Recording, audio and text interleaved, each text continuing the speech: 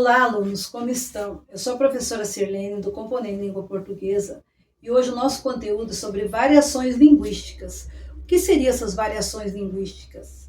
Vivemos num país de grande extensão territorial, sendo que o Brasil é um dos 9 países que falam a língua portuguesa e o país com o maior número de falantes desse idioma. Nós temos aqui o mapa linguístico, onde vocês podem verificar várias expressões utilizadas no nosso país. Bate, uaiço, oxi, mano do céu, piá mesmo. Quais dessas expressões você utiliza no seu dia a dia com seus amigos? Para iniciar o nosso conteúdo, vamos a alguns questionamentos. Será que existe uma fala melhor do que a outra? Será que há somente um jeito correto de falar? A variante de maior prestígio social está mais correta do que a linguagem popular ou regional? Não existe uma linguagem melhor que a outra e também não existe somente um jeito correto de falar. O mais importante não é o nosso modo de nos expressarmos, de falar, mas sim se houve uma comunicação efetiva, se conseguimos transmitir a mensagem ao nosso interlocutor. O que seria a prática consciente da língua? Você já ouviu falar de consumo consciente da água ou prática consciente do voto? De acordo com seus conhecimentos, o que significa ter consciência crítica da nossa língua? Assim como sabemos que não devemos desperdiçar água e que devemos eleger os nossos governantes com sabedoria, também devemos pensar sobre ter uma prática consciente da nossa linguagem. O que seria isso? Saber nos comunicar de acordo com o contexto que se apresenta e também valorizar as variantes linguísticas.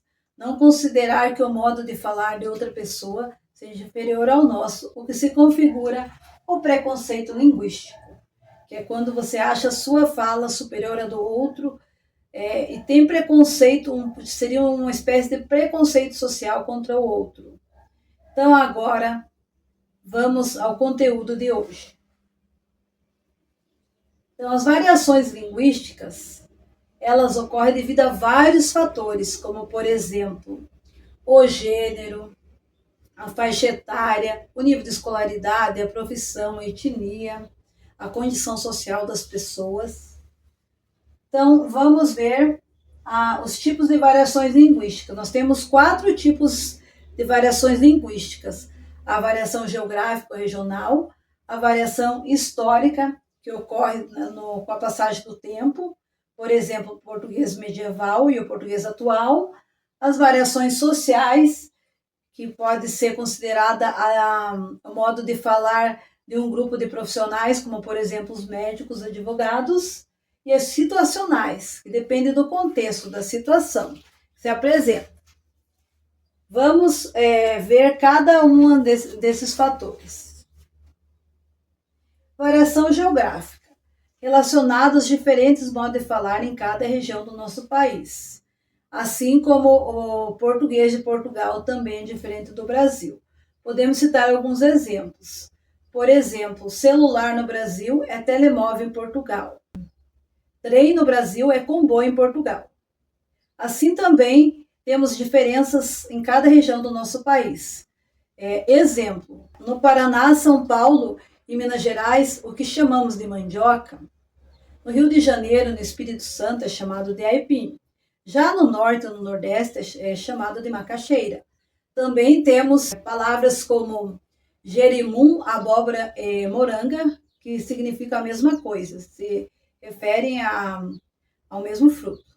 Também temos geladinho, sacolé e dindim, que também se refere à mesma coisa. Continuando, observe a tirinha. Para mim pode ser uma porção de aipim. Eu aceito a de mandioca, por favor. Vou querer uma de macaxeira, que eu adoro. Então, os 3 falantes aqui estão solicitando a mesma coisa, só que no modo diferente de falar, o que deve ser considerado todas essas maneiras corretas. Continuando, a variação social. Então, essa variação social depende de vários fatores, como, por exemplo, o gênero da pessoa. Então, os homens falam de maneira diferente das mulheres, a idade. Os adolescentes falam de forma diferente dos adultos. A condição social.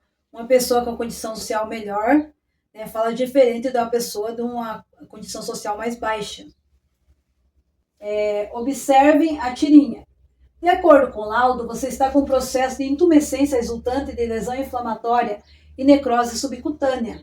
Meu Deus, doutor, e quanto tempo eu tenho de vida? Ah, não se preocupe, é só um furúnculo. Então, o que causa humor nessa tirinha? O fato de que o médico utilizou uma linguagem técnica que é desconhecida do paciente, pois o paciente é leigo na área médica. Continuando. Variação histórica. Então, são as mudanças que ocorrem com a nossa língua com a passagem do tempo.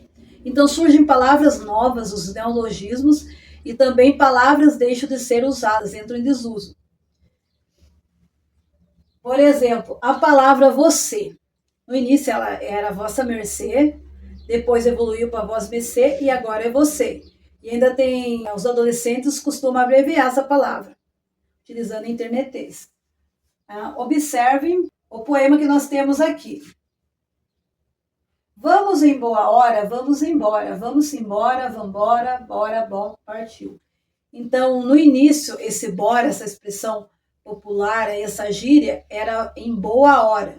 Depois ela evoluiu para ir embora e agora todos falam bora. Aqui também do lado tem essa foto da farmácia, que umas décadas atrás se escrevia com PH. Então, o PH representava o fonema F. Agora, para o próximo, a variação situacional. A variação situacional diz que a nossa língua pode variar de acordo com o contexto. Por exemplo, se falamos com pessoas com quem temos intimidade, utilizamos uma linguagem mais informal, podemos utilizar gírias. Já se falamos com autoridades, devemos utilizar a linguagem mais formal. Tudo depende do contexto. Então, observe aqui as charges. Não é verdade. Acho que você passa tempo demais batendo papo na internet. Então, esse não é verdade é uma linguagem utilizada ali na internet pelos adolescentes, é própria dos adolescentes. Então, está no contexto de uma linguagem mais moderna. Já não é muito compreendida pelo pai do adolescente. Na outra charge, temos aqui. Veja que belos movimentos elípticos fazem essas ondas. Meu caro amigo, pegá-las-emos nesse instante ou mais tardiamente? Então, o que se verifica aqui? Enquanto na primeira charge, a linguagem informal, né, por exemplo, tem o bater papo, também, que é uma gíria, nós temos aqui a linguagem totalmente informal falada por esse homem que está com terno ali na praia e o surfista não está entendendo nada que ele está falando. Por exemplo, pegá-las-emos é um exemplo de mesóclise, que é uma coisa que não se usa mais hoje em dia, caiu em desuso a mesóclise na língua portuguesa. Segundo o professor e filólogo Marcos Banho, preconceito linguístico é todo juízo de valor negativo, de reprovação, de repulso, mesmo de desrespeito às variedades linguísticas de menor prestígio social. Então, seria um pré-julgamento, de acordo com o modo que a pessoa se expressa. Geralmente, as pessoas do Nordeste do país sofrem esse preconceito linguístico ou as pessoas que não tiveram oportunidade de frequentar a escola. Não devemos ter esse tipo de preconceito, porque todas as variantes devem ser valorizadas, porque não há nenhum modo de falar melhor que o do outro. Pessoal, então agora nós temos algumas atividades para vocês verificarem se entenderam os conceitos abordados. Chico, você está muito cabeludo, precisa cortar o cabelo? Não quero, mãe. A professora falou que o barbeiro transmite a doença de Chagas. Então, observe ao falar do Chico Bento, que é um personagem que representa o linguajar caipira, o sertanejo, né? Então, representa um grupo social que muitas vezes é desvalorizado no nosso país. Vamos ver o próximo. Olha a tangerina, olha a bergamota, olha a mexerica. Então, aqui nós temos 3 modos diferentes de chamar a mesma fruta.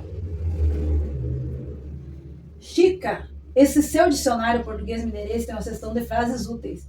Claro, ele dá dicas de como se informar sobre pontos turísticos, por exemplo.